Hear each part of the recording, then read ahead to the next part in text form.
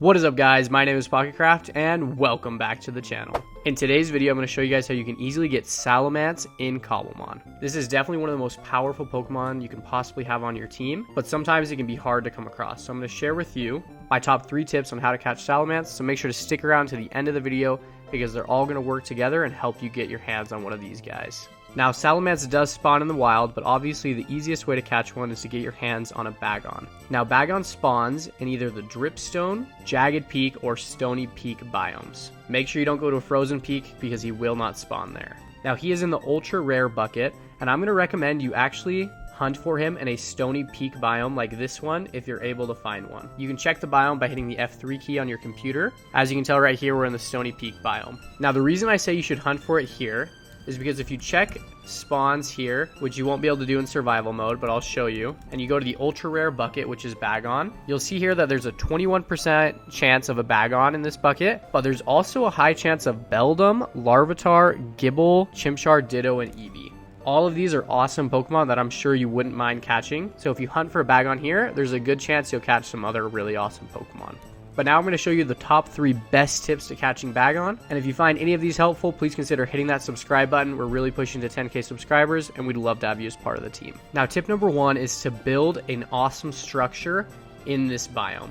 If you're looking for ideas of what you could build, I have a super awesome Pokemon Center tutorial that's really easy to follow, and I'll link that in the description of this video below. And this is one of my favorite things to do when I'm hunting for a rare Pokemon like Bagon, because at the end of the day, it's just going to take time to find the Pokemon, but you don't want to just be wandering around aimlessly and be bored for hours until it shows up. So instead, you can do something productive that'll make your world better, like building a cool structure like the Pokemon Center, or one of my farms that you can find in the Survival Guide series, like my Automatic Wool Farm or Apricorn Farm, which I'll also link in the description. But this way, you'll be doing something that benefits your world, and the entire time, just keep your eyes riveted on this map in the corner, and eventually, you should see Bagon and some of these other rare Pokemon pop up. And even if it takes a while to find the Pokemon, you'll end up with a really cool building. Now, tip number 2 is similar, and that is to focus on harvesting as many materials as you can while you're hunting for this Pokemon. It's the same idea that it's going to take a while for it to appear, and I don't know about you guys, but I'm always in need of more stone and more wood and coal in Minecraft, and I'm sure most of you guys can relate to that. So you might as well stock up now. This way, it'll take a while for you to find the Pokemon, but by the time you do find it, you'll hopefully never have to go mining for materials ever again. Or for being realistic, at least not for a little bit longer than normal. And again, as you're doing this, just make sure your eyes are focused on the mini map in the corner.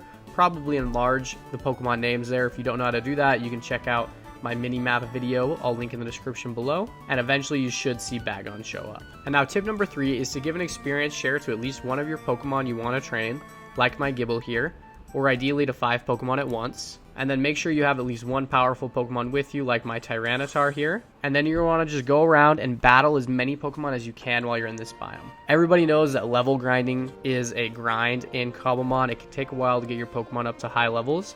So you might as well take the time now while you're waiting for a Bagon to spawn. Fight some Pokemon. You may even get some useful items like a Razor Claw. And you'll be leveling up your Pokemon as you do it. And then just again, keep your eyes focused on the mini-map here while you're battling. And before you know it, a Bagon is going to appear and you can catch him. Just make sure you have plenty of Pokeballs and a Pokemon with False Swipe in your party so you don't miss out on catching it, because that would be sad.